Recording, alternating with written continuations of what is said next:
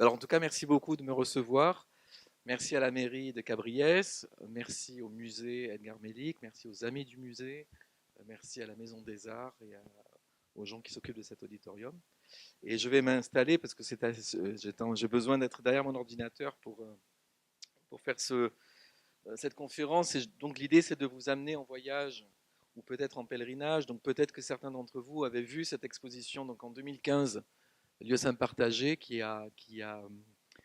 était le fruit d'un projet de recherche, parce que je suis d'abord chercheur du coup au CNRS, et les lieux saints partagés. Donc c'est un projet d'ailleurs d'exposition aussi qui est inédit, puisque depuis le MUSEM en 2015, c'est une exposition qui a voyagé au musée du Bardo à Tunis, à Marrakech, qui est allé à New York, qui est allé à Istanbul, qui est allé à Paris, au musée national au musée national de la Porte Dorée. Et là, je peux vous le dire aussi en primeur, je reviens de Rome, il n'y a pas plus tard qu'il y a une demi-heure.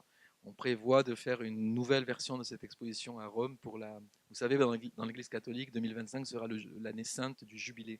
Tous les 25 ans, c'est une grande année de pèlerinage. On attend 40 millions de personnes à Rome. Donc c'est beaucoup plus que les Jeux Olympiques, dont on parle ici. Mais là, tout le monde ne parle que du jubilé à Rome. Et du coup, ça sera une exposition, ça sera d'ailleurs l'exposition de la France pour le jubilé.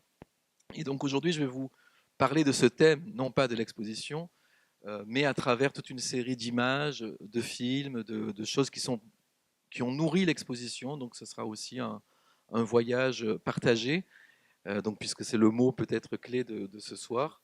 Parce que comme vous l'avez dit, madame, il y a cette idée en tout cas en Europe ou en France, en Occident, que a priori un sanctuaire devrait ne relever que d'une, vous avez dit appartenir, qu'à une seule confession ou religion.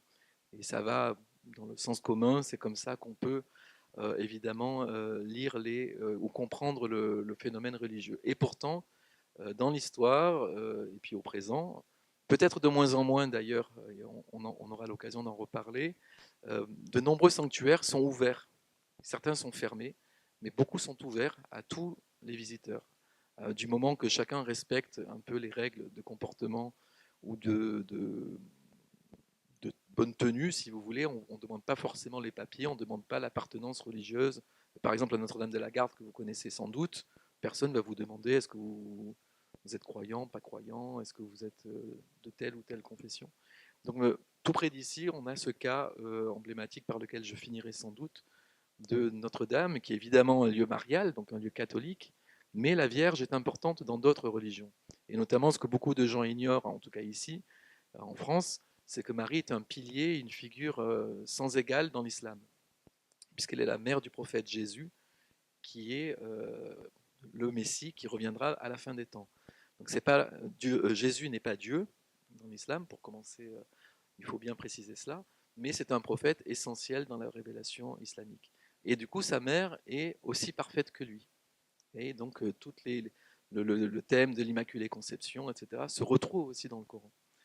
Donc, tous les lieux mariaux en Méditerranée, en général, souvent sont visités par des musulmans. Ce que beaucoup de gens ignorent, mais ce qui est le cas au niveau des pratiques vécues au quotidien. C'est le cas à Alger, vous aurez beaucoup d'églises à Alger, à Oran, en Égypte, dans beaucoup de pays, en Tunisie, etc. Alors, ce que je vous demande de retenir, parce que sinon je ne m'arrête jamais non plus, c'est que peut-être pour définir ce qu'est un sanctuaire partagé, et après on va partir en voyage, c'est un lieu fréquenté, et j'ajoute ou revendiqué aussi, parce qu'il y a toujours cette idée de revendiquer la, la, la- peut-être la domination, justement, plus que l'appartenance ou la propriété, c'est la domination d'un lieu, et vous voyez bien aussi que ça pose aussi beaucoup de questions politiques, y compris en Terre Sainte, ou ce qu'on appelle la Terre Sainte, donc la Palestine, Israël, etc. Donc je vais en parler aussi, bien sûr, mais c'est un sujet aussi un peu brûlant, comme vous savez bien, donc il faut être assez mesuré pour ne pas, parce que ça peut aussi déchaîner certaines passions, et donc des lieux fréquentés ou revendiqués par des fidèles de religions ou de confessions différentes. En deux mots, je vais très vite pour vous montrer qu'il y a toute une série de travaux internationaux, donc ce n'est pas le lieu pour les préciser, mais il y a beaucoup de livres, il y a beaucoup de publications euh, qui sont faits, mais c'est en général des ouvrages assez pointus. Donc là, l'idée, c'est de parler de choses plus accessibles, et donc Voilà l'image de l'exposition qui avait eu lieu donc en 2015, euh, déclinée d'ailleurs avec l'alphabet hébreu euh, en français et en arabe aussi, pour dire la même idée de ces sanctuaires partagés. Et vous voyez, puisque je vous l'ai déjà dit, ça c'est des affiches qui suivent de différentes expos qui ont eu lieu tantôt en Grèce, tantôt aux États-Unis, en Turquie, au Maghreb, etc.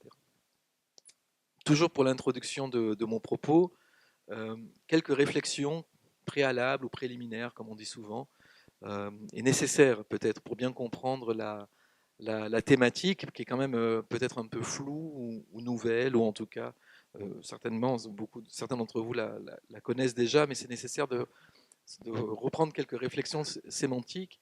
Souvent, on a tendance aussi à assimiler ou à dire que le lieu de culte et le lieu saint ou le sanctuaire ont les mêmes, c'est à peu près synonyme.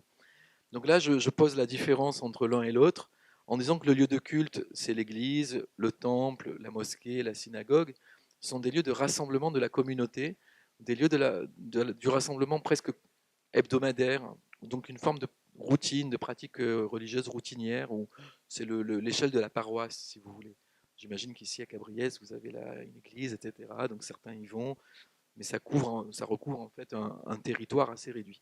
Le lieu saint, la différence, c'est que là, il est habité ou il serait habité par la présence d'une figure sainte ou d'un épisode important, que ce soit relié à Jésus, à Abraham, au prophète de l'islam, ou à Moïse, à qui vous voulez, ou à la Vierge Marie.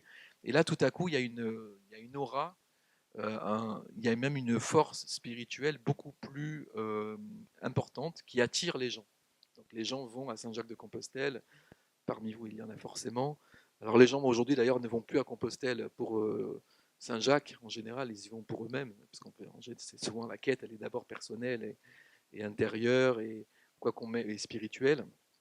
Mais quand même, les sanctuaires sont des lieux de pouvoir spirituel. Il y a même un anthropologue qui parle de pouvoir, de magnétisme spirituel. C'est comme s'il y avait une forme de magnétisme. Certaines personnes sont aimantées et attirées à certaines périodes de leur vie vont en pèlerinage. Après, en français, on a aussi souvent cette idée que les lieux saints, puisqu'on est les lieux saints partagés, que les lieux saints, ça réfère automatiquement à Jérusalem et à Bethléem et à Nazareth, qui sont les lieux saints du christianisme en Terre sainte. Mais là, justement, le propos, c'est de montrer que les lieux saints, ce sont des sanctuaires, et vous verrez que je vais vous amener en Turquie, dans les Balkans, au Maghreb. Et donc finalement, des sanctuaires, il y en a ici plein aussi. Tout près de Notre-Dame de la Garde est un sanctuaire. À la Sainte-Baume, vous avez un sanctuaire. À Aix, il y a des sanctuaires. À Arles aussi, il y a des sanctuaires. Je suis sûr que dans la campagne, il doit y avoir des petits sanctuaires qui peuvent être l'objet justement de pèlerinage. Pour les musulmans, souvent, il y a un problème aussi qu'ils entendent pèlerinage avec l'idée de Hajj. Vous savez, c'est ce pèlerinage à la Mecque qui est monumental, qui est immense. Mais là, c'est pour les arabophones, c'est une précision, juste un détail, c'est que c'est plutôt l'idée de ziyara qu'on utilise. C'est l'idée qu'en fait, c'est plutôt on va visiter le tombeau d'un saint ou un sanctuaire, mais il ne s'agit pas de Hajj. C'est pas le même terme qui est utilisé. C'est juste une petite précision que je fais. Et ensuite, l'avant-dernier point, c'est que l'idée de partage, qui est très, a priori, attractive et positive, même généreuse, parce que quand on partage un repas, on partage un moment, vous le disiez, on partage des valeurs, une croyance aussi. Il y a aussi l'idée derrière de sa polysémie qui veut parler de partition. Le partage, c'est aussi l'acte parfois de séparer, de diviser. Quand on partage un gâteau, on le coupe en parts. Vous voyez. Et ces sanctuaires, vous verrez que parfois, ben, ils ne sont pas toujours positivement partagés, ils peuvent être aussi partagés dans la division. Et c'est notamment les problèmes qu'on connaît à Jérusalem et ailleurs, où chacun voudrait s'approprier justement tel ou tel territoire ou tel sanctuaire pour le dominer. Parce que qui contrôle un sanctuaire génère du pouvoir et donc potentiellement aussi de la puissance, là plutôt politique. Un mot-clé que je voudrais développer qui va venir très vite, c'est l'idée d'hospitalité. C'est-à-dire que ces lieux, souvent, sont des lieux aussi où l'autre, y compris l'autre religieux qui n'est pas de ma religion ou de la religion du lieu, peut être bienvenu et accepté, comme je l'ai dit, du moment qu'il joue les règles du jeu ou en tout cas qu'il respecte les codes en vigueur. Et l'hospitalité est vraiment un mot qu'on va retrouver tout au fil de ce sujet.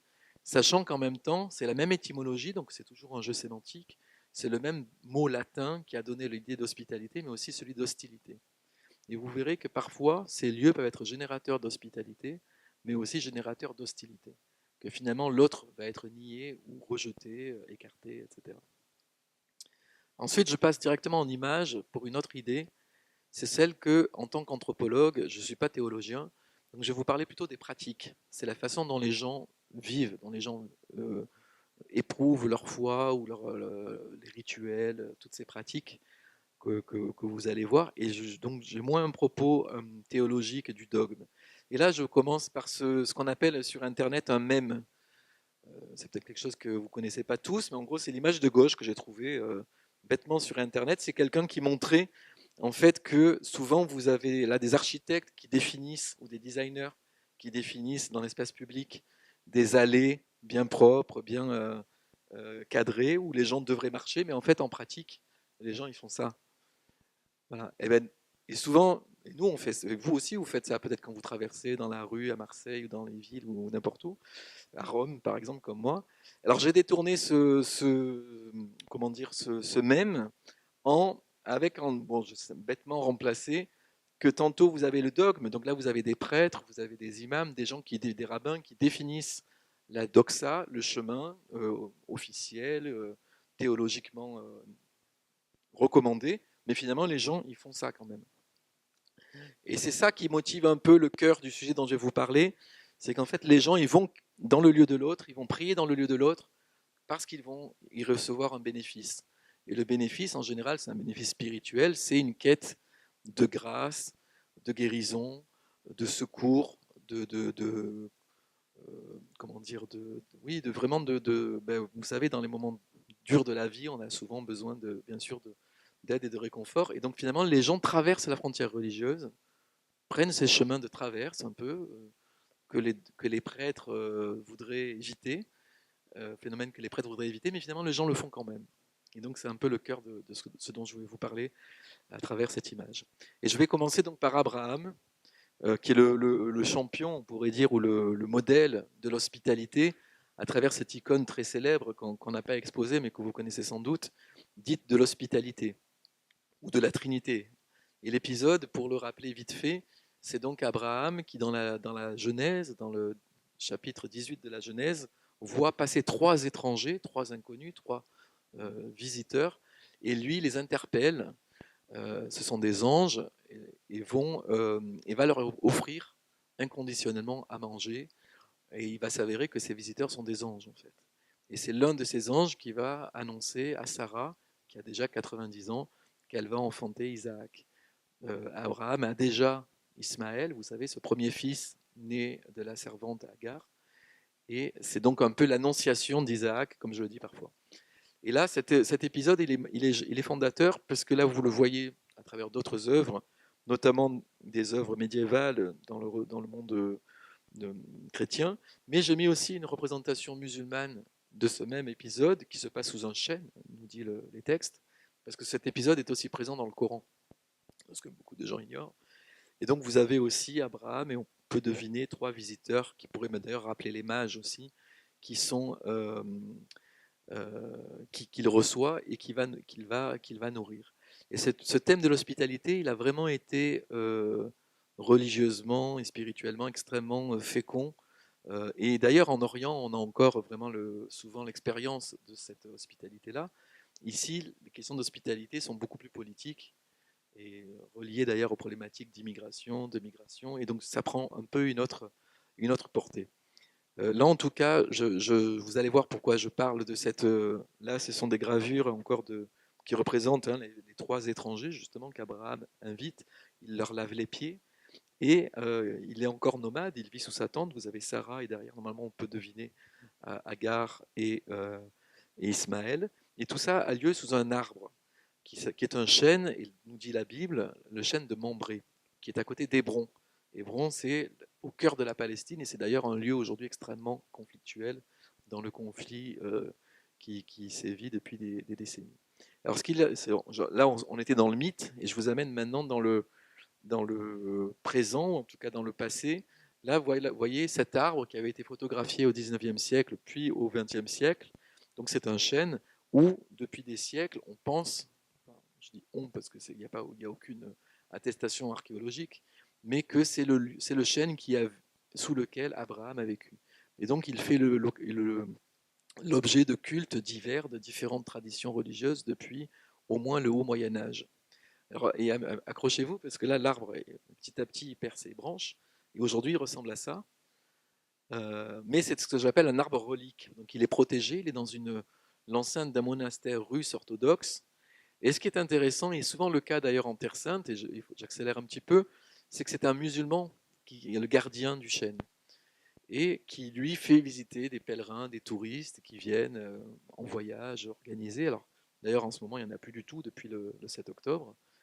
Et lui il vit un peu de ce qu'on appelait déjà au Moyen Âge le commerce des reliques. Vous savez, c'est les gens qui ramènent un petit peu d'eau de Lourdes, un peu de ci, un peu de là. Et quoi qu'on en pense, ça existait au Moyen Âge, mais ça existe encore aujourd'hui bien sûr. Et là, je m'amuse aussi à le dire, mais c'était ce monsieur qu'on retrouve là, il est à droite. Il vend en fait des morceaux de bois et des glands en disant que c'est le chêne d'Abraham. Et lui, il vit grâce à ça. C'est un petit entrepreneur qui continue à vendre des morceaux. Et voilà, vous voyez, il y a des dollars qui circulent. Et dans l'exposition, on avait d'ailleurs exposé à Marseille des morceaux pour le clin d'œil de montrer que ces questions de reliques continuaient. Donc on reste à Hébron. Et là, vous avez un autre phénomène que vous allez voir juste ensuite, c'est qu'il y avait cette tradition depuis le Moyen Âge aussi d'accueillir tous les pèlerins, chrétiens, juifs ou musulmans, qui venaient au sanctuaire d'Abraham. Parce que Abraham et sa descendance sont enterrés ici, au caveau des patriarches, qui porte le nom qui est explicite, donc patriarche et matriarche enterrés à Hébron, qui là est à des minarets, mais qui a été d'abord un lieu saint juif, mais qui après a été christianisé, puis après il y a les Mamelouks qui sont arrivés, il y a les croisés qui sont arrivés, il y a les Ottomans. Donc chaque dynastie est venue et a transformé l'occupation du lieu. Là, vous avez au centre le cénotaphe, c'est-à-dire c'est pas le tombeau, mais c'est un objet qui manifeste le tombeau d'Abraham et en dessous de Sarah. Mais là, le problème est que c'est un sanctuaire non pas ouvert, et c'est paradoxal, puisqu'Abraham, ça devrait être le saint fédérateur, le saint ou le prophète fédérateur, parce qu'il est la racine commune de tous les monothéismes, et au contraire, c'est un lieu extrêmement sécurisé, surveillé, et dans lequel on entre un peu comme dans un aéroport, fouillé aussi, ce qui est assez paradoxal justement par rapport à Abraham. Ce qu'on pourrait démontrer, c'est que en fait, c'était un lieu qui était sous contrôle, c'était une mosquée, donc c'était un lieu musulman. Mais après la guerre des 6 jours, donc en 1967, il y a eu un phénomène l'armée israélienne est venue à Hébron et du coup le lieu a été divisé en deux parties. Justement, le partage là dans le sens de la division, où pour que juifs et musulmans puissent prier dans le même lieu. Et jusque dans les années 80, regardez, là c'est une photo qui est donc ancienne, vous avez ici un juif qui est ici et des musulmans qui prient dans le même espace, de façon tout à fait presque quotidienne, j'allais dire, assez normale. Mais après, il faut vous rappeler qu'il y a eu un attentat très, très grave, en fait, dramatique, en 1994, où un colon a tué des gens dans cette mosquée, et ça a précipité aussi d'ailleurs l'échec des accords d'Oslo, et ça a contribué plutôt à l'érection de barrières, qui fait que le sanctuaire qui est ici, maintenant vous avez une partie qui est en haut, là où j'ai ma souris, qui est restée une mosquée, qui est ici, avec les tombes d'Abraham et de Sarah au centre, et l'autre côté est une synagogue, est un lieu plutôt synagogue ou plutôt réservé au culte juif. Donc vous avez cette bipartition, si vous voulez, mais avec des parois blindées qui finalement viennent assez empêcher d'ailleurs tout échange, tout regard. Donc on est dans quelque chose de très dur, au point même que, regardez, là c'est le tombeau, le cénotaphe d'Abraham, comme je disais, mais vous avez des parois blindées qui évitent d'éventuelles agressions de part et d'autre. Et donc là, je suis du côté juif et on a vu de l'autre côté de la fenêtre dont je viens de vous parler. Là, une photo qui me permet aussi de dire, alors c'est intéressant, là c'est une chrétienne éthiopienne, donc là c'est une confession chrétienne éthiopienne particulière, qui vient prier dans la mosquée contre le tombeau d'Isaac, qui est à droite. Et c'est le même espace et presque les mêmes gestes aussi de femmes qui se recueillent à gauche, mais qui sont juives cette fois, en train de prier de l'autre côté du même, alors c'est pas en même temps, mais du même cénotaphe, dans la mosquée. Et donc c'est bien la mosquée, parce que derrière vous avez le minbar, c'est la chaire en fait, hein, comme dans les églises, la chaire de prédication. Et ce qui est intéressant, c'est que malgré que ce soit un lieu particulièrement chargé, alors je commence par un lieu un peu difficile, après ça sera quand même plus fluide. Ce qui est intéressant, c'est que 10 jours par an, pour les fêtes religieuses, tout l'espace dont je viens de vous parler redevient une mosquée. Ils enlèvent tous les marqueurs, tous les tapis, enfin, tout ce qui, enfin, tous les, plutôt les symboles hébraïques, etc., les chandeliers, et vice-versa. 10 jours par an, pour les fêtes musulmanes, ils enlèvent, enfin c'est l'inverse, et pour les fêtes hébraïques, ils enlèvent tous les marqueurs musulmans, etc. Donc vous avez quand même, on voit des marges de négociation qui sont aussi là très subtiles et gérées aussi avec des enjeux souvent qui complexes, on va dire. Euh, je voudrais aussi signaler que pour pas être trop, enfin, même si la situation est très très dure à Hébron quand on y va, certains peut-être d'entre vous connaissent cet endroit, donc c'est paradoxal par rapport à Abraham, mais c'est que là on est du côté des colonies, donc vous savez qu'il y a des colonies dans Hébron et c'est ça qui est aussi un gros problème de la Cisjordanie, mais c'est que certains, et là c'est écrit dans ce panneau que vous voyez peut-être, mais qui disent qui rappellent qu'en 1929 il y a eu un pogrom où 67 juifs ont été massacrés par la population, et donc tous les juifs d'Hébron sont partis d'Hébron. Et eux considèrent qu'en revenant en 67, ils revenaient. Donc c'est un peu le problème insoluble que vous savez. Et bon, eux aussi revendiquent la notion d'hospitalité d'Abraham. Et là où c'est très compliqué, c'est que là vous voyez, c'est des images atroces, mais que j'ai retrouvées, c'est qu'il y a vraiment cette idée de. Là, je ne sais pas si vous connaissez ces images, mais c'est qu'en fait, vous avez en bas le souk, donc la ville où les gens vivent. Vous avez des grillages, et comme au-dessus, il y a des colonies qui sont dans la ville, et les gens jettent leurs ordures sur les grillages. Alors du coup, ça crée vraiment une ville à deux niveaux, et c'est particulièrement pénible. En tout cas, je finis pour ce lieu, et après on va partir sur d'autres. Là, je vais vous passer un petit film qui va vous montrer aussi un peu en chair et en os, j'allais dire, cette chose-là. Et parce que le propos se ponctue comme ça de petits récits.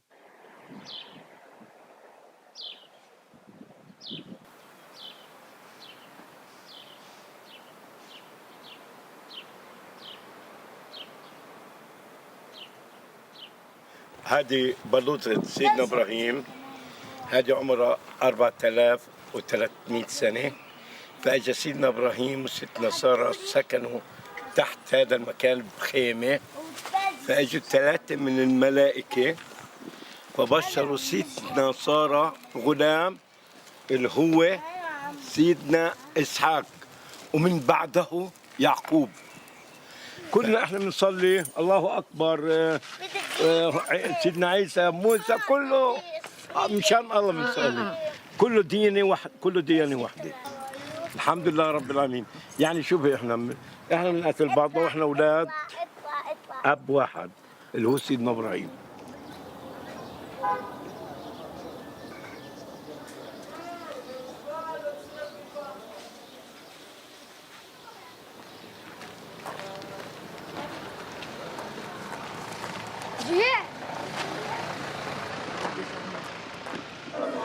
كرامة لسيدنا إبراهيم الخليل، لأنه سيدنا إبراهيم الخليل معروف عنه أبو الضيفان، أبو الكرم، أبو الجود، لأنه كان لما يجي ضيف يأكل.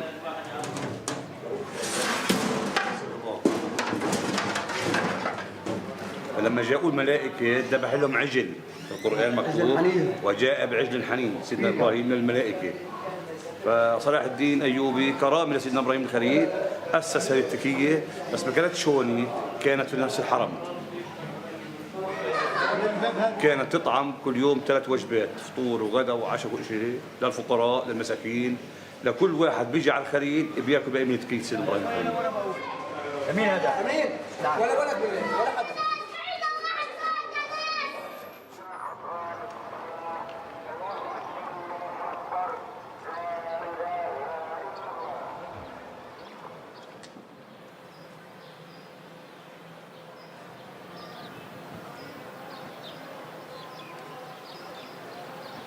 Nous sommes au tombeau des patriarches, lieu saint pour les 3 religions monothéistes, qui est aujourd'hui divisé en 2 parties par des parois blindées. Un accès pour les musulmans, un accès de l'autre côté de l'enceinte sacrée construite par Hérode, qui est réservé à la communauté juive. Et les pèlerins chrétiens, qui sont de plus en plus nombreux aujourd'hui, peuvent en fait circuler des 2 côtés. En 1994, un colon de la colonie de Kiryat Arba, à proximité d'Hébron, a commis un massacre et a tué des dizaines de Palestiniens durant la prière. Il y a eu de nombreuses émeutes et c'est à la suite de cet événement en fait, que le lieu saint a été divisé en 2 parties.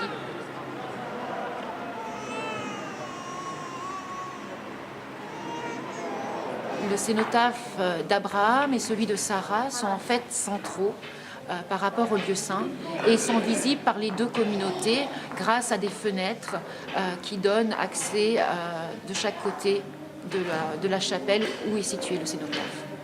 Donc quand on est du côté musulman, on peut voir du côté juif par une paroi blindée en verre et on voit en fait la communauté juive qui est en train de prier de l'autre côté. Amen.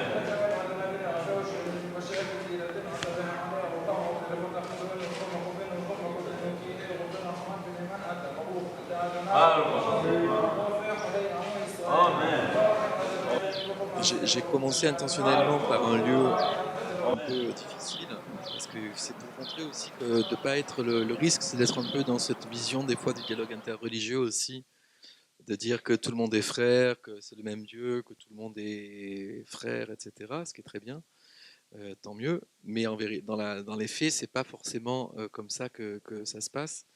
Et donc l'idée, c'est d'avoir un regard, si possible, distancié, ce qui n'empêche pas non plus de voir des situations où là les choses peuvent beaucoup mieux se passer. Et je saute un peu dans l'espace et dans le temps, mais pour vous amener directement là, et aussi avec cette idée, d'ailleurs, ce qu'on appelle la Terre Sainte, alors Israël-Palestine, c'est un lieu où ces phénomènes étaient en fait très très communs dans la vie courante, on va dire, jusque sous l'Empire ottoman, qui a été très inclusif d'une certaine façon.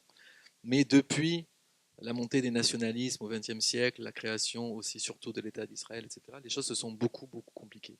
Et évidemment que là, ce qui se passe en ce moment, depuis 6 mois, ne va pas arranger non plus la situation.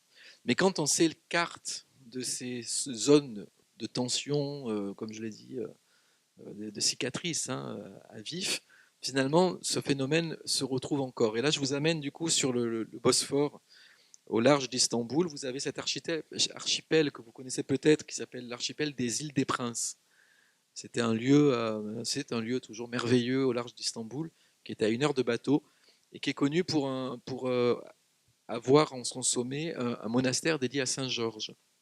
Saint Georges, c'est un saint chrétien qu'on peut considérer comme un saint des frontières, qui est souvent un saint vénéré en de multiples lieux frontières, et pas seulement par les catholiques, mais aussi évidemment par les orthodoxes. Donc là, c'est un monastère grec-orthodoxe sur cette île, et la fête de Saint-Georges, c'est le 23 avril, qui donne lieu à un grand pèlerinage, connu depuis fort longtemps, parce que là, c'est une icône qui est sacrée. Vous savez, dans l'orthodoxie, ce n'est pas forcément les statues ou les reliques, mais c'est les icônes qui sont sacrées. Et ce qui est vraiment étonnant dans cet endroit-là, c'est que la majorité des visiteurs de ce sanctuaire sont des musulmans. Au point que sur plusieurs dizaines de milliers de personnes, ce jour-là du 23 avril, vous avez plusieurs dizaines de musulmans qui viennent d'Istanbul pour venir chercher, comme je vous l'ai dit tout à l'heure, une grâce qu'on appelle d'ailleurs en arabe ou en turc bareket, c'est la baraka. La baraka, souvent en français, on croit que c'est la chance, mais ce n'est pas la chance. La baraka, c'est la grâce, c'est la bénédiction, c'est quelque chose de divin. Et donc ces gens viennent en famille, en masse, pour venir profiter du printemps. D'ailleurs, là, vous voyez la ville, peut-être deviner au fond la ville d'Istanbul. Vous avez ce lieu qui est un havre de paix absolument magnifique. Là, des jeunes femmes musulmanes qui sont aux abords du monastère. Et voilà un peu la foule que vous pouvez deviner à gauche pour monter au monastère. C'est vraiment, c'est plus que... Ça fait partie vraiment des lieux où il y a presque 100 000 personnes qui peuvent parfois s'y rendre. Et là, vous avez tout un appareillage dont je vous parlais de ces pratiques. Par exemple, à droite, vous avez des stands. Il y a toujours des marchés dans les pèlerinages, en fait. Il y a toujours quelqu'un qui vend quelque chose. Ça peut être des reliques, ça peut être comme à Lourdes ou ailleurs. Là, par exemple, vous avez toute une série de petites amulettes qui valent rien, mais vous pouvez deviner en anglais, il y en a pour le bonheur, il y en a pour le mariage, il y en a pour la maison, il y en a pour les bébés, il y en a pour une voiture, il y en a pour le permis. En fait, chacun invente un peu ce qu'il veut, et les gens font leurs courses comme ça. Alors, on peut s'en amuser, en sourire, etc. Mais en tout cas, l'idée, c'est aussi de voir qu'il y a une offre importante, auquel d'ailleurs des marchands, qu'on pourrait qualifier du temple aussi, répondent. Mais les gens sont vraiment animés par ces quêtes de choses très quotidiennes, en fait, et que tout le monde partage, en fait. On connaît tous quelqu'un qui est malade, on connaît tous quelqu'un. Alors les gens viennent, achètent des bougies, font toute une série de rituels toute la journée. Et ce qui change, c'est que la plupart sont des musulmans, donc ils ne connaissent pas forcément les usages du lieu grec orthodoxe, et donc ils fonctionnent un peu à l'imitation de ce que font les voisins et les autres gens autour d'eux. Et l'un des rituels absolument intéressants et même très curieux, ou en tout cas esthétique aussi peut-être, vous voyez, ce sont des fils que vous pouvez deviner ici. Les gens déroulent, notamment les femmes comme ici, font des vœux et montent jusqu'au monastère, souvent pieds nus, en déroulant des fils, vous voyez, en silence, en priant. Et à la fin de la journée ou du chemin, vous avez des montagnes littéralement de fils, mais ça se compte en centaines de milliers de mètres, on va dire. Et parce que les gens peuvent rester bloqués comme ça dans des toiles multicolores de fils, c'est tout à fait singulier et intéressant. Et donc les gens font la queue pendant des heures pour entrer à l'intérieur de cette église. Et la plupart sont des femmes parfois voilées, parfois pas, mais donc musulmanes. Et donc les prêtres, les moines qui vivent eux dans la contemplation, dans la solitude, sont complètement dépassés. Ils disent leur messe qui peut durer 3 heures ou 4 heures. Et il y a un flux de gens à l'intérieur qui pratiquent toute une série, comme là notamment, d'écrire. On écrit à Dieu, on écrit son vœu, ça c'est pratique, enfin c'est connu, vous les avez dans tous les sanctuaires. Mais là c'est intéressant, ce sont des musulmans donc, qui font des vœux dans une église pour que des moines grecs exaucent leurs prières, si vous voulez. Et d'ailleurs, c'est ici, dans cette boîte, que les gens glissent leur message. Mais il y a tellement de monde, croyez-moi, que finalement cette boîte que les prêtres sont censés relire ou en tout cas prier pour ces prières, pour l'exaucement de ces prières, en fait, vous en retrouvez partout, dans tout l'espace alentour, y compris dans le parc et la montagne autour du monastère. C'est une femme explicitement musulmane aussi, et c'est souvent voilà vers ce type de dessins aussi qui concernent le mariage, l'amour, les enfants. C'est souvent des approches de ce type. Là où ça devient même encore plus créatif, c'est qu'il y a une tradition qui veut que les gens qui ont été exaucés reviennent et distribuent des bonbons, des friandises aux gens qui ont été, qui viennent pour la première fois. Et donc on vous distribue sans cesse, y compris à moi, des carrés de sucre ou de bonbons, des biscuits, des choses comme ça. Et là, en fait, de façon un peu intuitive, les gens se mettent à écrire ou à dessiner. Vous voyez, si vous devinez que avec les carreaux de sucre à gauche, vous pouvez deviner une maison, vous pouvez deviner une voiture, vous pouvez deviner là le symbole d'un euro, l'infini. Il y en a qui vont faire des corps de bébés, d'enfants. Là, vous avez, vous voyez, une maman qui est en train de faire ça avec sa fille. Et là, vous pouvez voir que c'est une maison avec un cœur à l'intérieur. Donc, c'est quelqu'un qui demande de l'amour dans son foyer. Là, justement, c'est avec des cailloux. C'est la forme d'un bébé, pour le coup. C'est quelqu'un qui veut avoir un enfant. Donc, ça peut paraître très naïf, mais l'intention qui est derrière est très humaine et très universelle. Et donc, il y a une créativité qui est là, qui est assez débordante, absolument fascinante.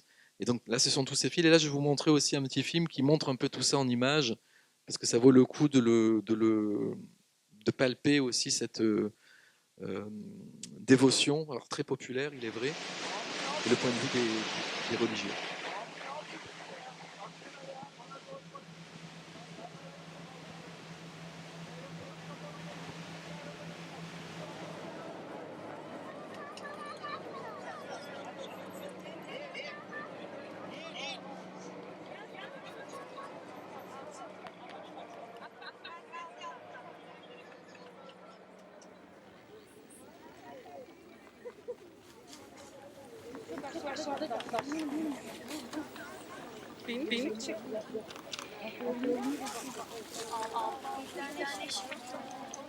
Aslında bir nevi insanın kendini dinlemesi bir şey ortaya çıkmış. Yani o konuşmama olayı benim fikrimce insanın kendini dinlemesi için bir süreç. Aslında bence bazı insanların kendi kendine dinlemesi için böyle tuhaf şeyler yapması gerekiyor diye düşünüyorum.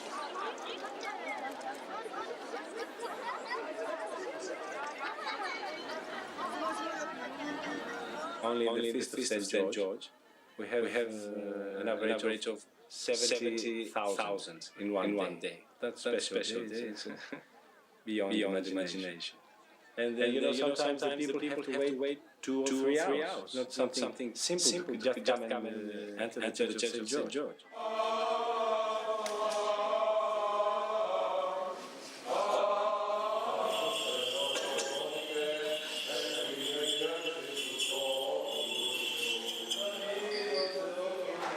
Most of the people that come here are not Christians.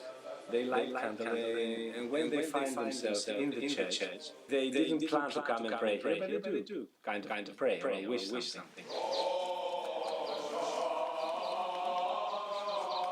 And we hear things that sometimes are very simple, like may God help my children to pass the exams of the university, until very serious things like to heal my child, which has cancer.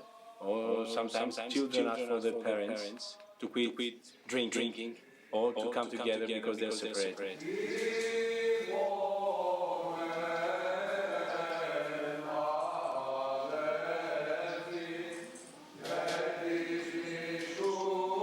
They certainly know where they go, but it's a Christian church and it's a place of God. That's what they know. Many of them know also, as well, that it is a Church of St. George. In the church, everything is shared. There's nothing special for one person. Everything is shared.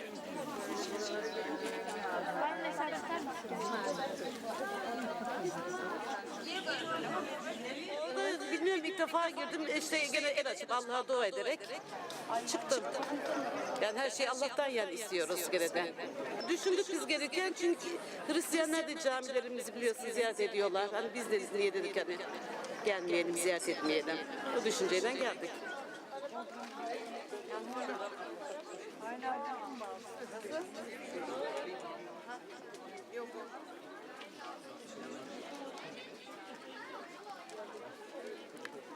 Karşının istediğin dileği burada. Mesela Örnek veriyorum. ev yapılmış, evet. bebek, bilmem ne. Okul. Para. Bu üniversite sınav için ve bu da evlilik.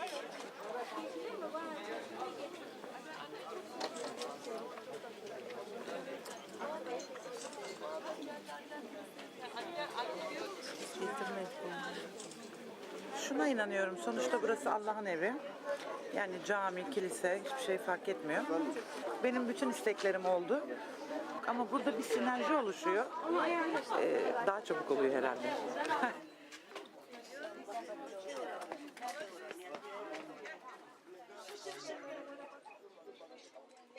Voilà, donc là on vient de voir une réalité totalement différente de précédemment. Et je vais tout de suite enchaîner sans transition, comme on dit, pour traverser à nouveau la Méditerranée, parce que l'idée c'est de faire en temps record aujourd'hui, ou ce soir, une espèce de panorama pour arriver jusqu'à chez nous, j'allais dire, mais d'évoquer aussi une autre réalité. Alors j'aurais pu parler des Balkans aussi, qui est une zone très fertile aussi et féconde pour les échanges entre chrétiens et musulmans principalement, mais je vais plutôt évoquer le cas du Maghreb, dont on a souvent des attaches, d'ailleurs avec lesquels on a souvent des attaches dans le sud de la France, que ce soit l'Algérie, le Maroc ou la Tunisie. Et là, je vais juste dire quelques mots d'Essaouira, c'est là donc que j'ai rencontré Elisabeth. Mais pour dire que rien qu'au Maroc, là, ce sont des échanges intéressants, c'est des échanges judéo-musulmans. Parce que pendant des siècles, juifs et musulmans ont cohabité. Pendant des siècles, ils étaient certainement présents avant l'arrivée de l'islam. Et puis beaucoup, vous savez, après que les rois catholiques aient expulsé les juifs d'Espagne en 1492, beaucoup se sont retrouvés au Maghreb ou d'ailleurs vers Istanbul. Et là, c'est une carte du XXe siècle, de 48, qui montre tous les points rouges, rien que sur le Maroc, c'était tous les lieux partagés entre juifs et musulmans. Pour vous montrer qu'il y en a plus d'une centaine et que ce n'est pas un phénomène épisodique ou comment dire qui serait une fois par-ci, une fois par-là. Et même avec la particularité, nous dit cet ouvrage, qu'il y a 3 types de sites. C'est tantôt des lieux musulmans visités par les juifs, tantôt des lieux juifs visités par les musulmans, et parfois des lieux revendiqués par les deux qui ne sont pas d'accord pour dire quelle est la religion du saint que les gens vont voir. Et donc tous ces lieux donnaient lieu à des pèlerinages dont un peu de la même façon que ce qu'on a vu jusque-là. Là, vous avez, alors c'est non pas Essaouira, mais là c'est à Marrakech, dans le cimetière hébraïque qui est à nouveau d'ailleurs beaucoup visité à Marrakech. Vous avez ce type de bâtiments, enfin, qui sont en fait des tombeaux qui sont des tombeaux de saints, de grands rabbins, parce que dans le judaïsme, alors c'est ça qui est paradoxal, que j'aurais pu dire, c'est qu'en islam et dans le judaïsme, au départ, le culte des saints n'existe pas. On n'est pas censé vénérer les tombes de... C'est même... il y a des courants orthodoxes, ou en islam encore plus, qui sont extrêmement hostiles à ce type de pratique. Mais ce qui est intéressant, c'est que finalement, même si c'est interdit, les gens le font quand même. Et là, c'est des cas de lieux, justement, à Essaouira, mais je ne vais pas forcément développer. Vous avez la tombe de ce grand... Là, vous avez aussi la tombe d'un grand rabbin qui a fait l'objet d'un pèlerinage à Essaouira, dont la gardienne est musulmane aussi, d'ailleurs. C'est toujours un peu la même tradition. On aurait pu parler au Saint-Sépulcre, ceux qui connaissent à Jérusalem, vous savez, le Saint-Sépulcre, les clés du Saint-Sépulcre sont gardées depuis plusieurs siècles par des familles musulmanes pour éviter que les Grecs et les Russes et les Arméniens et les catholiques se tapent dessus. Parce que avoir la clé, c'est le pouvoir sur le lieu. Donc du coup, c'est des musulmans qui gardent la clé pour que les choses soient... et ça marche depuis 7 ou 8 siècles. Donc là, on est à Essaouira. Et j'accélère parce que je vais vous amener non plus au Maroc, mais je vais vous amener en Tunisie, donc toujours au Maghreb, vous voyez, à Djerba, que vous connaissez peut-être. Souvent, c'est une station balnéaire, une île connue pour le tourisme. On va en vacances à Djerba, dans les hôtels all inclusive, etc. Mais c'est aussi connu parce qu'il y a une synagogue qui est peut-être la plus vieille synagogue de l'histoire, en tout cas disent les Juifs de Djerba, qui en plus a la particularité d'être une île où la population juive n'est pas partie. Le problème, c'est que du Maghreb, tous les villages dont je parlais pour le Maroc, pour l'Algérie, la Tunisie, mais aussi la Libye, l'Égypte aussi, sont partis à partir de 1948, 56, 67, donc dans les vagues des différentes guerres israélo-arabes. La plupart sont partis et ne vivent aujourd'hui, en tout cas au Maghreb, que dans les grandes villes, notamment à Tunis ou à Sfax, au Maroc, à Casablanca. Et là, c'est la seule communauté locale qui est restée à Djerba, parce que c'est une île. Et donc, vous avez ce pèlerinage chaque année qui s'appelle la Griba. En arabe, la Griba, ça veut dire l'étrangère encore. C'est un personnage féminin, mystérieux, solitaire aussi, qui fait l'objet d'un culte particulier. Et qui est partagé, puisque les musulmans se rendent aussi à ce sanctuaire. Ce que j'ajoute aussi, pour ceux qui le savent, qui s'en souviennent, c'est que l'année dernière, pour le pèlerinage au mois de mai, qui a lieu d'ailleurs la semaine prochaine, il y a eu un attentat. Et il y a eu plusieurs morts, notamment un Marseillais de Djerba qui a été tué. Parce que ces lieux dont je vous parle, c'est des lieux aussi qui dérangent.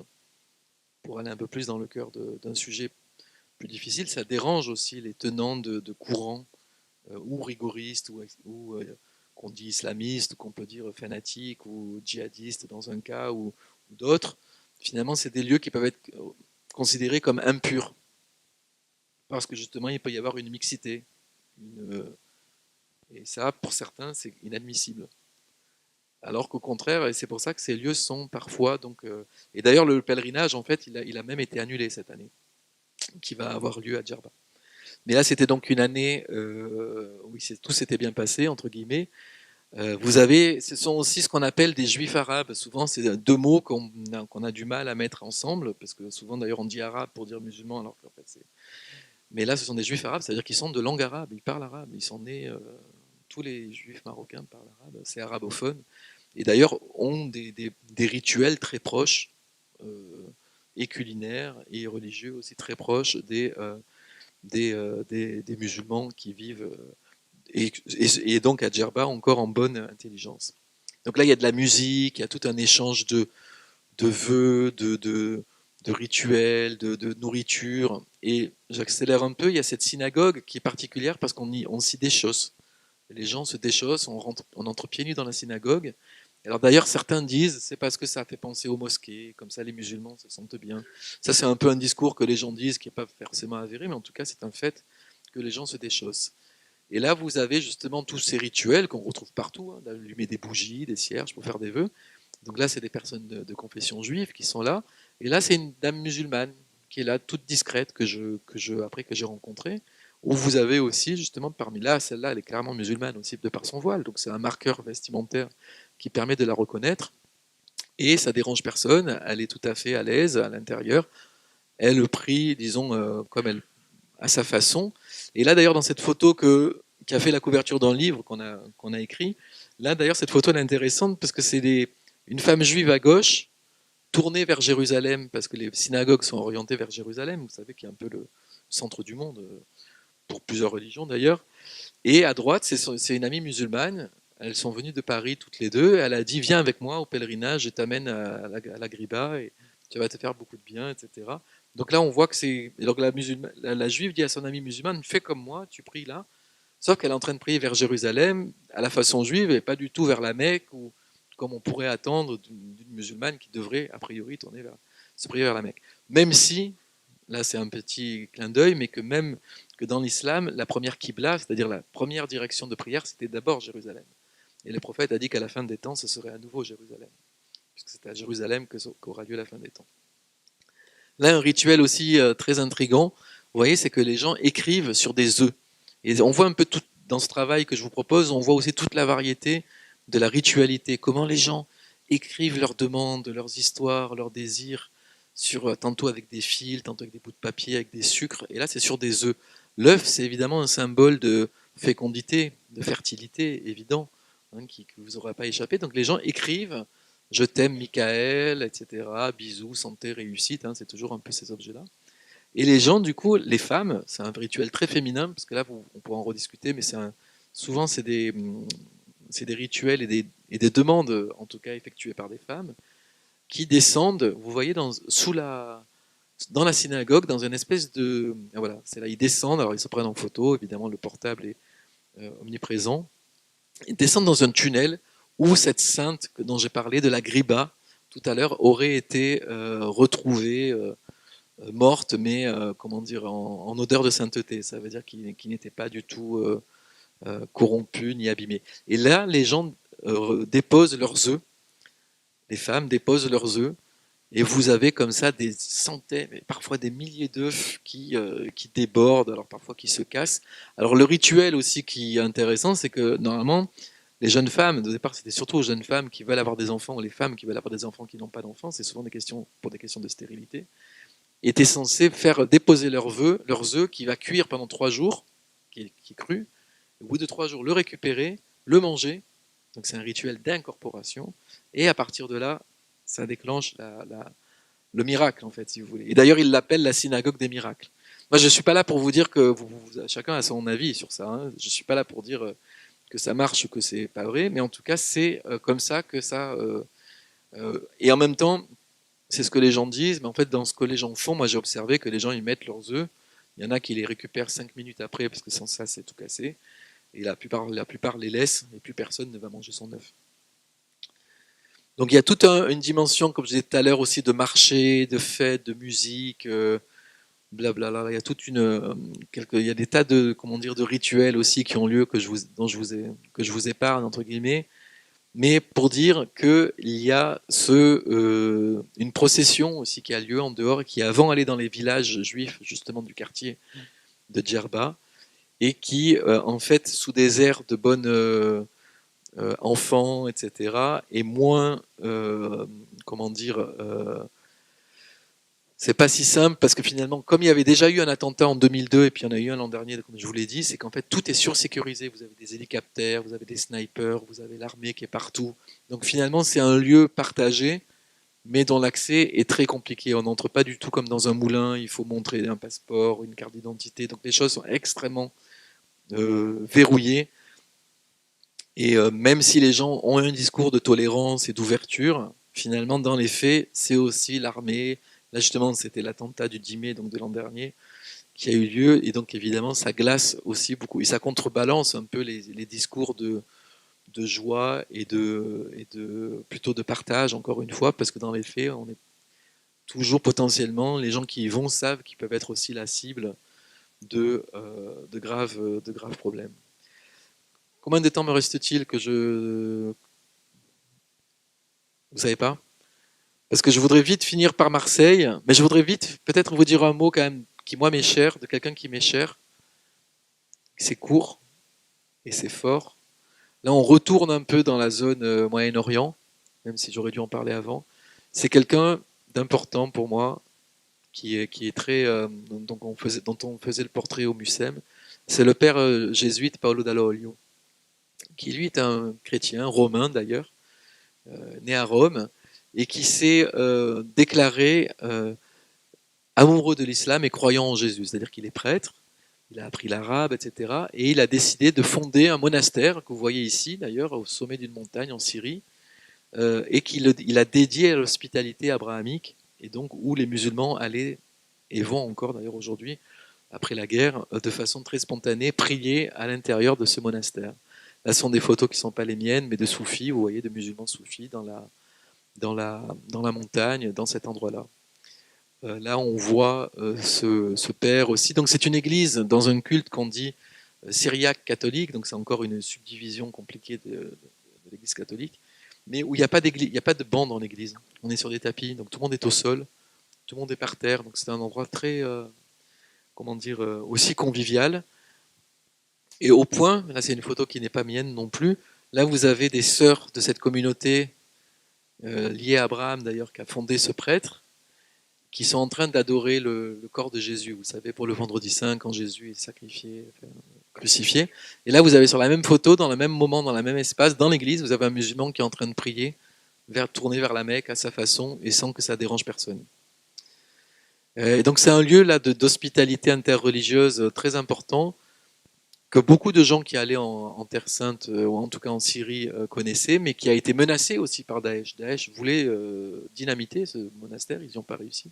Mais ils ont dynamité un autre qui était rattaché à Palmyre, parce que justement pour eux c'était un lieu impur. Et là je vais vous passer, ça me tient à cœur parce que c'est un petit film qui est fort, qui raconte un peu la philosophie, et je pense à la philosophie, et même l'esprit plutôt de ce prêtre qui a donné sa vie en fait et qui est mort certainement à Raqqa, qui a été tué par l'État islamique aussi. On n'a plus de nouvelles depuis plus de 10 ans. C'est une femme bédouine, une jeune femme, amoureuse de Jésus, quoi. Musulmane, elle n'a jamais nié sa foi musulmane, mais elle était profondément amoureuse de Jésus. Donc, c'est fréquent, hein, il y a beaucoup de monde qui sont comme ça. Hein. Et je connais aussi des chrétiens très respectueux, je dirais même dans une attitude de dévotion vers le prophète de l'islam, Mohammed. Et donc cette femme était amoureuse de Jésus, elle voulait être proche, être en communion avec lui. Elle amène sa maman, d'ailleurs, même sa maman et sa grand-mère, elle l'amène à visiter les monastères. Sa grand-mère qui se tenait debout par hasard, une vieille femme, et il les amène dans une soirée d'hiver jusqu'au monastère. C'était très touchant, ce pèlerinage de 3 générations de femmes. Et elle participe à la messe, et quand le moment de la communion vient, elle me regarde et elle me demande est-ce que je peux faire la communion. Pour le droit canon, elle ne doit pas faire la communion, elle n'est pas baptisée. C'est une musulmane, elle doit rester dans sa religion. Vous voyez, la communion, c'est vraiment l'appartenance dogmatique à l'Église, quoi. C'est l'identité dans sa plénitude. C'est comme la célébration de la foi musulmane dans la prière cultuelle musulmane commune, dans laquelle il y a la déclaration publique de la foi musulmane. Donc c'est les appartenances dans leur exclusivité aussi. Hein. Bien que la communion dit la communion, donc c'est le mot même qui le dit, ça devait être une exclusion pour célébrer l'inclusion. Et je la regarde et je vois qu'elle est en larmes, mais pas en larmes se peut dire, elle était dans une deluge de larmes et qui lui avait même mouillé son corset. Hein. Je lui dis, mais qui suis-je pour t'interdire? Tu es baptisé dans tes larmes, dans ton désir. Approche-toi.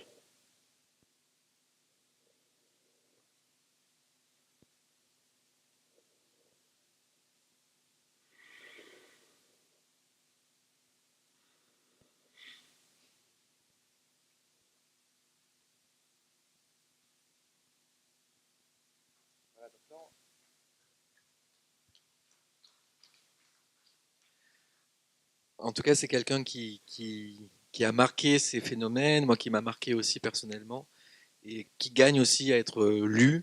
Il y a des livres là qui sont sortis encore cette année, parce que c'était donc les 10 ans de sa disparition, parce qu'il a payé de sa vie en fait, hein, cet engagement total, on va dire. Et donc pour peut-être revenir sur des rives plus proches, je voulais aussi évoquer, puisque c'était un peu annoncé, alors là peut-être que vous savez déjà tout, hein, pas besoin de raconter. Alors là d'ailleurs cette photo elle est intéressante, c'était le jour de la visite du pape François, qui d'ailleurs entre-temps est jésuite aussi et s'est beaucoup investi aussi pour la libération ou la découverte du prêtre dont on vient d'entendre parler.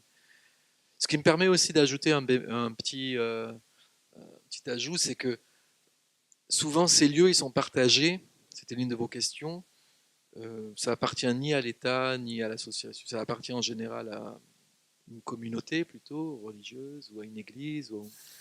Mais souvent l'ouverture de ces lieux, de ces sanctuaires, on peut dire dépend du degré d'ouverture des gens qui l'administrent. Que si vous avez quelqu'un dont l'inspiration veut, qui se dit ouvert, qui veut être accueillant, par exemple au nom d'Abraham, comme ce jésuite romain, eh ben, tout à coup, il a réussi à faire un lieu ouvert. Mais si vous avez quelqu'un qui est un peu moins ouvert, qui dit ah ben non, moi je préfère que ce soit plus ciblé ou plus restreint, ou que voilà, eh ben, ça va être plus fermé et plus exclusif, et donc excluant. Si en plus vous rajoutez le registre militaire, ou là ça devient encore plus contraignant. Tout à coup, s'il faut qu'il y ait l'armée qui soit là, qui contrôle, ou la police, etc., là tout à coup on entre dans d'autres problématiques. Et donc en fait, vous avez tout un spectre de cas qui vont sur des lieux très ouverts. Et donc pour Notre-Dame de la Garde, là c'était le cardinal Aveline, que vous connaissez peut-être, qui est sensible aussi à ces questions du dialogue interreligieux, nous a demandé de décliner d'ailleurs une version qu'on a présentée à Notre-Dame de la Garde pour la venue du pape, autour de la Vierge Marie comme figure qui attire des gens de différents horizons.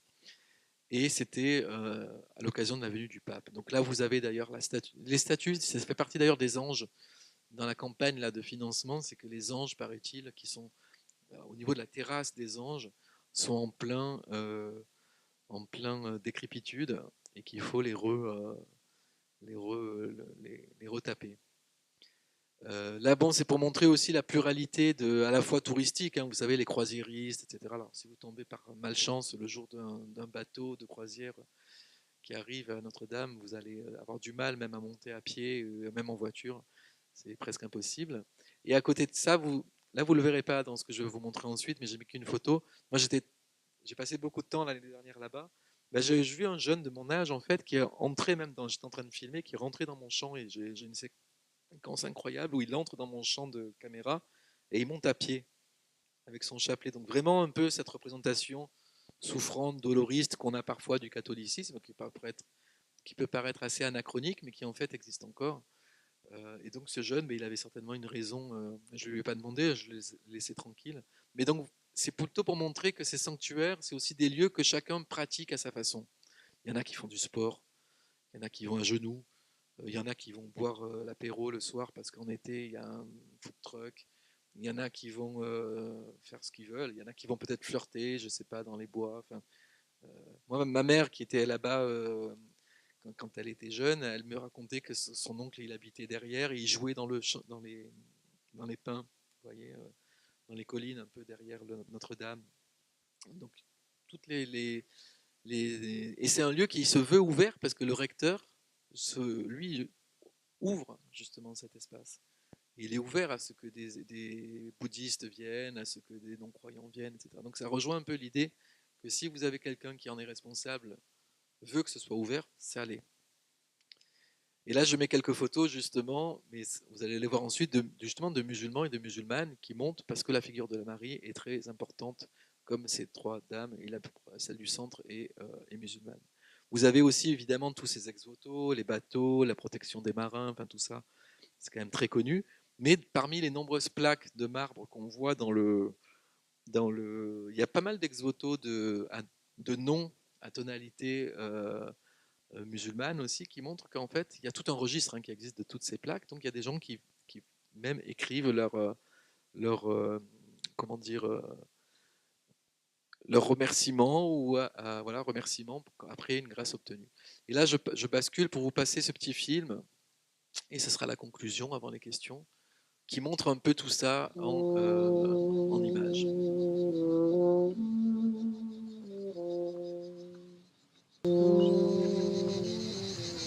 Notre-Dame de Garde est un lieu d'hospitalité. Je viens 2-3 fois par semaine. C'est mon lieu où je me recueille finalement et je pense à tous les miens, ceux qui sont là, ceux qui sont partis.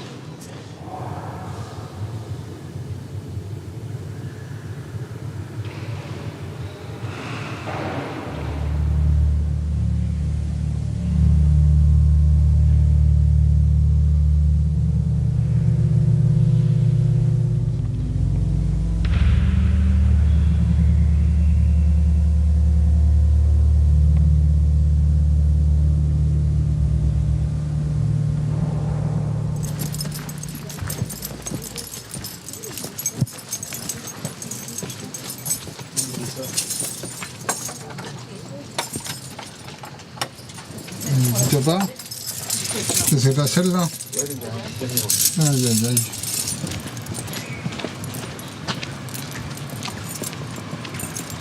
On marche beaucoup, c'est un lieu où l'on marche, c'est un lieu où la marche permet à la fois d'être seul, pour certaines périodes, de profiter du lieu, du paysage et de rencontrer les foules qui viennent ici.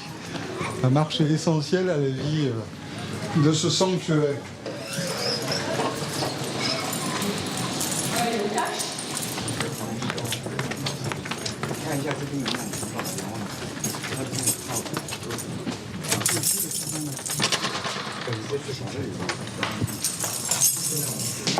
La mission de recteur est de veiller, de prendre soin de ce lieu, qui est d'abord un lieu chrétien, un lieu où la foi chrétienne est annoncée, et qui est un lieu où cette foi est annoncée à tous sous l'angle de l'accueil de tous, qu'ils soient pèlerins catholiques, pèlerins chrétiens, pèlerins d'autres religions, ou qu'ils soient aussi touristes de toute nationalité.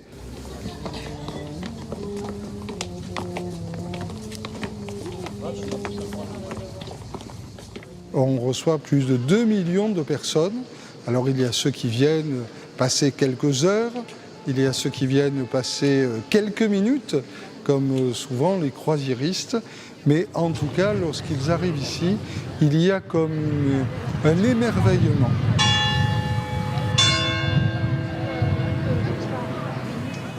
Le touriste peut devenir pèlerin, le pèlerin vivre une partie de tourisme. C'est une dimension importante que l'on peut vivre ici, de passer de l'un à l'autre aspect.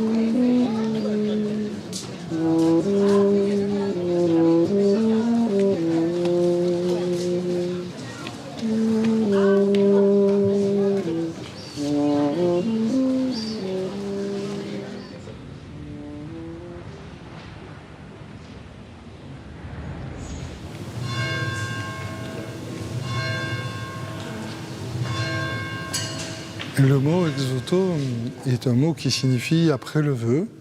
C'est donc un objet, ce peut être une plaque, un tableau, un objet d'une autre forme, qui est un merci concret, un objet par lequel on veut remercier la Vierge Marie d'avoir intercédé, d'avoir été proche, notamment dans des situations de péril, de difficulté ou de blocage ou d'obstacle au cours de la vie.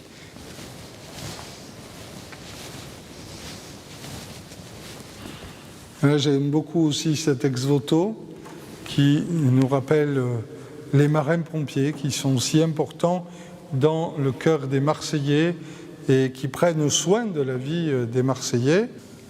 Et vous voyez notamment dans la basilique plusieurs bateaux qui nous rappellent la proximité de Notre-Dame de la Garde avec le monde de la mer.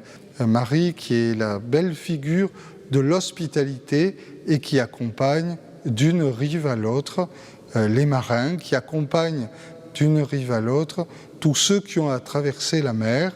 Et il y a de nombreuses histoires, et nous en connaissons, qui se terminent bien et d'autres qui se terminent avec difficulté, avec des drames, d'histoires de migration. Et tout ça nous rappelle aussi que sur cette terre, d'une manière ou d'une autre, nous sommes tous des migrants.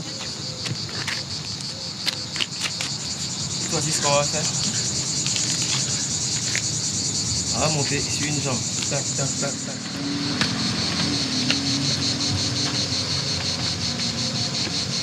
Je suis Junior Tano, d'origine ivoirienne. Depuis bientôt 4 ans maintenant, je suis à Marseille. Et aujourd'hui, je suis dans un endroit mythique, en l'occurrence Notre-Dame de la Garde, qui est pour moi un endroit où je viens très souvent pour me recueillir, pour faire du sport. C'est un endroit très calme, spirituel. La ville de Marseille accueille en son sein beaucoup de personnes issues de l'immigration, beaucoup de migrants. Et Notre-Dame de la Garde nous ouvre grandes ses portes, grandes ses mains. Ici, vous retrouverez cette hospitalité-là. Vous voyez que Notre-Dame de la Garde reçoit ses fils, reçoit les migrants, reçoit aussi les personnes étrangères. Que tu sois musulman, chrétien, d'autres confessions religieuses, tout le monde est le bienvenu. Ici à Notre-Dame de la Garde, ici à Marseille, on vous accueille les bras ouverts et on vous dit tout simplement bienvenue, vous êtes chez vous. On ne fait acception de personne, on ne fait aucune distinction. Parce que nous avons été créés à l'image et à la ressemblance de Dieu. Nous sommes tous pareils. Moi, mon rêve en venant ici, c'était de faire du foot. Voilà, de pratiquer du foot, pas à temps partiel, mais de le pratiquer à temps plein, on va dire être professionnel. Et c'est pour moi un endroit d'entraînement. Je viens, je cours, je me sens bien et je prie aussi. Parce que quand je vois les efforts que je fais, quand je marque un temps d'arrêt ou une pause, je lève les yeux, je regarde Notre-Dame et je dis « Ayez pitié de moi ». Essayez de faire quelque chose pour moi parce que je sais que vous pouvez le faire au vu du travail acharné, au vu de tout ce que je fais comme effort.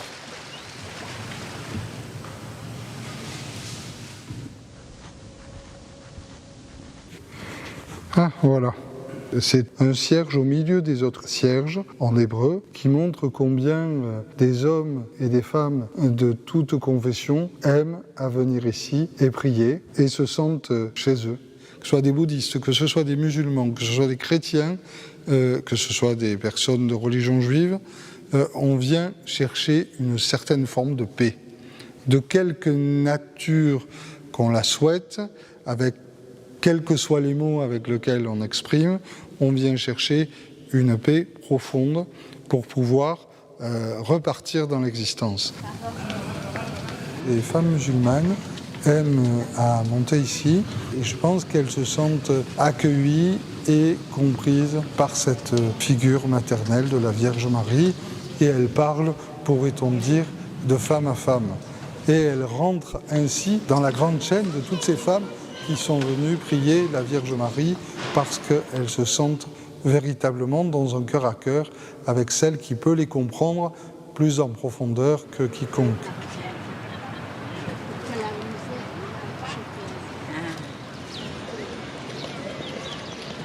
chaque fois que je vais à Marseille, je prends le temps, il pleut, il neige et tout, je monte. À chaque fois que je montais chaque pas, ça m'impressionnait, vous voyez. Je lève la tête, je vole. Je sens que je vole.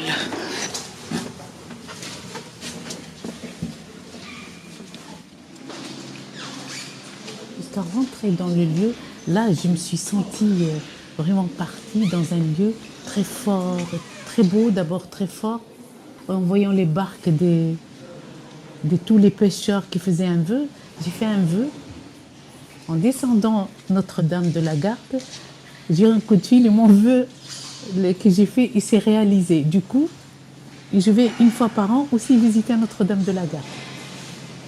Comme si une dette que je dois la régler. Je me sens positive en moi. Je suis arrivée lourde, je pars légère.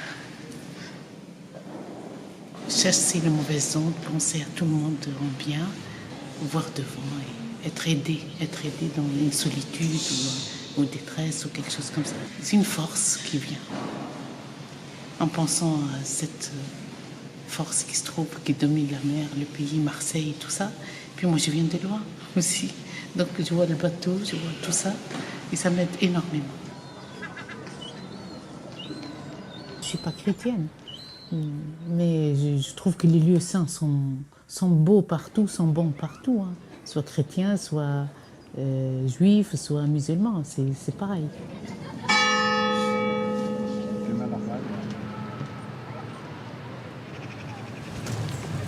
Je m'appelle Thomas Ellis, je suis réalisateur, je suis marseillais, mais pendant 15 ans, j'ai vécu en Inde, à New Delhi. Je suis particulièrement, comme tout Marseillais, attaché à la basilique, que c'est une sorte de havre de paix, à un moment hors du temps, où pour ceux qui sont croyants, on est en phase avec sa croyance ou un moment de foi.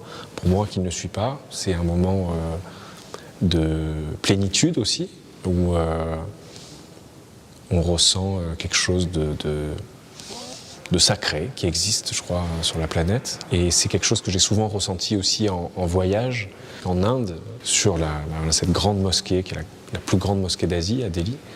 J'allais souvent m'asseoir, regarder les gens, écouter, voir les oiseaux, écouter le chant du muezzin, mais en fait, ça me rappelait aussi les moments qu'on pouvait vivre ici, qu'on pouvait ressentir ici dans la basilique et à l'extérieur, ce moment un peu surélevé, un peu déconnecté du quotidien, où on ressent qu'on touche à quelque chose du cosmos peut-être, je ne sais pas, quelque chose de sacré, même si on n'est pas croyant.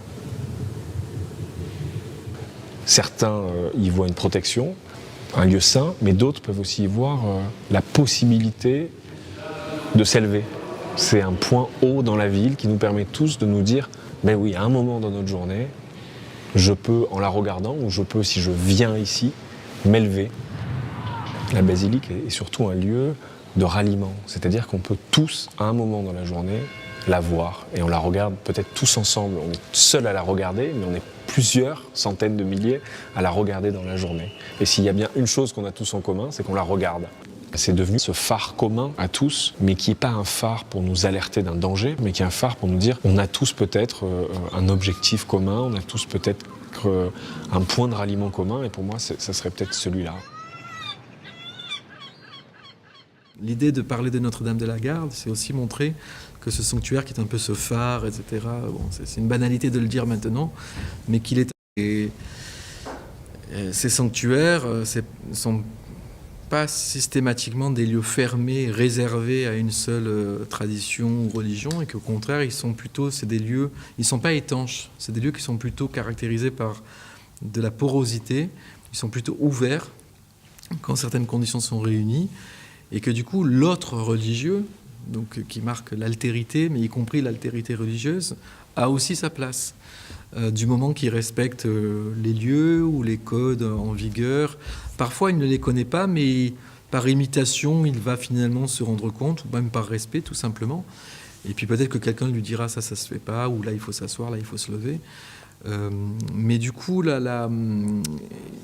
c'est l'idée d'aller prier dans le lieu de l'autre, parce qu'il y a une force, une puissance, quelque chose qui fait que, une grâce, on pourrait dire, ou une baraka aussi, qui fait qu'on va aller demander d'être exaucé par rapport à un problème personnel, profond, un deuil, une demande d'enfant, un problème de santé, parce qu'en général, c'est souvent des questions quand même difficiles de cet ordre. Et donc, les gens franchissent la frontière religieuse, y compris de plusieurs confessions ou religions, mais ne s'y convertissent pas. C'est ça qui est important, c'est que la transgression, elle n'est que temporaire.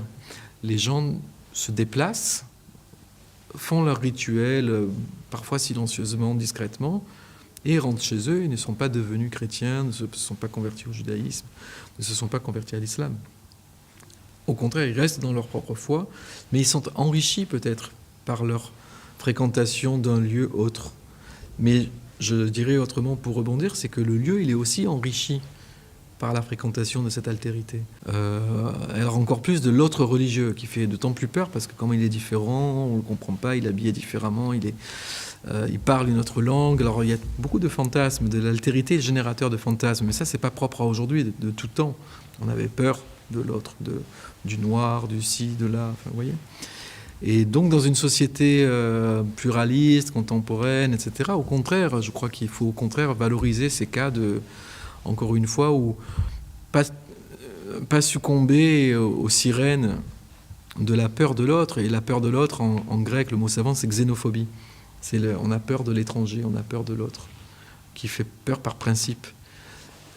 L'opposé, positif, ça s'appelle la xénophilie, donc c'est un mot savant aussi grec, mais qui se traduit par l'idée d'hospitalité. C'est-à-dire quand on est ouvert, accueillant, etc., finalement les choses se passent souvent très bien. Et quand on voyage, ce qui est mon cas et même une chance, on se rend compte que dans beaucoup de pays, l'hospitalité est encore très présente et qu'on est reçu, même si on est d'une autre culture, peut-être d'une autre religion, les gens vous ouvrent leurs portes, les gens vous donnent à manger, les gens vous donnent la meilleure place. On vous donne même parfois leur propre chambre. Et c'est encore des réalités très, très contemporaines, ça, et qui ont disparu, en fait, chez nous, en France ou en Europe. Parce qu'on a tendance à fermer les verrous, à avoir peur, etc. Vous voyez, je ne dis pas qu'il faut ouvrir les portes. Est-ce que c'est la belle vision ou la bonne vision du religieux ? Alors, c'est peut-être pas la bonne... C'est peut-être le bon côté... Ce qui est resté pour les hommes que vous avez croisés dans vos voyages, vous parlez de l'hospitalité, tout ça, c'est des réalités que vous avez développées. C'est le centre, c'est le fondement même. Je pense que c'est pour ça que j'ai commencé par Abraham et par parler dans la Bible, même dans le Coran, de cette question de l'hospitalité. C'est qu'Abraham il voit 3 étrangers passer, ben, la première chose qu'il fait, il les invite à manger. Il ne sait pas qui c'est, il ne connaît pas leur nom, il ne sait pas d'où ils viennent, est-ce qu'ils sont armés, est-ce qu'ils vont lui faire du mal à sa femme, il est déjà très vieux, etc. Au contraire, tout de suite, il les reçoit. Et donc cette hospitalité, elle est fondatrice. Et c'est plus qu'une valeur spirituelle, c'est aussi une valeur tout simplement de la vie courante pour beaucoup de gens, et qui est encore très concrète, en fait, et vécue au quotidien. Donc quand on voyage, en général, on s'en rend compte. Peut-être pas dans le tourisme... balnéaire ou le tourisme de masse, mais quand on sort un peu des sentiers battus, quand même, dans ces pays méditerranéens, que ce soit même en Italie ou ailleurs, il y a toujours... On est content de croiser des gens, parce qu'on est enrichi par l'altérité. C'est par cela que j'ai terminé tout à l'heure. L'altérité enrichit, plus qu'elle n'altère au sens négatif du terme. Elle n'enlève rien, c'est un don, et c'est réciproque aussi. On est toujours l'hôte d'un autre. On est à la fois celui qui reçoit ou celui qui est reçu. En français, on le dit avec le même mot. L'autre, c'est celui qui est reçu et celui qui reçoit. Et c'est intéressant d'être dans cette double position, tantôt de recevoir, mais aussi d'être reçu. À Aix, je voulais travailler sur les pèlerinages, et puis ça m'a amené à voyager. Et j'ai été d'ailleurs aussi... j'ai fait l'expérience, moi, de l'hospitalité par des confréries musulmanes que j'ai voulu étudier et qui m'ont vraiment presque adopté. Et là, j'ai vraiment fait l'expérience concrète dans ma chair d'être pris sous l'aile d'un groupe qui aurait pu me refuser. Et là, j'ai vraiment vécu ce que c'était cette chose-là, effectivement. Et c'était il y a une vingtaine d'années, et ça ne m'a jamais quitté. Donc c'est vraiment quelque chose que j'ai moi-même ressenti. Et ce je peux lui rendre hommage aussi. Ce cher ou ce chef musulman qui m'avait accueilli m'avait dit « L'étranger doit toujours être accueilli parce que peut-être qu'il est envoyé par Dieu. C'est peut-être Dieu qui l'envoie. » Comme Abraham, quand il reçoit ses 3 visiteurs, c'était des anges.